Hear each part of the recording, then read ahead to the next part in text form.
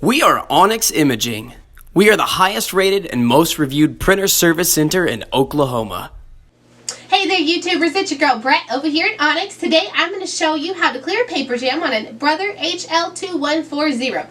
So for checks and envelopes you use this little guy right here. If you're jammed with an envelope or a check, go ahead and pull this tray out.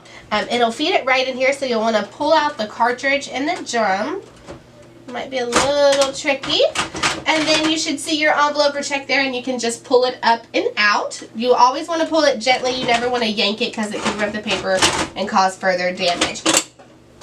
Alright, so if you're just printing a regular print job, your rollers are right here, so your path is going to go up this way. So you should see the paper, if it's jammed here, it would be curled like this. You just want to pull it out gently, up and out like that.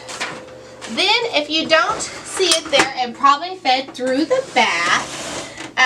So then you open up the back, and it should be right here. You can just gently pull it up and out. If you're not seeing it in any of those places, then I would go ahead and check under your toner and your drum.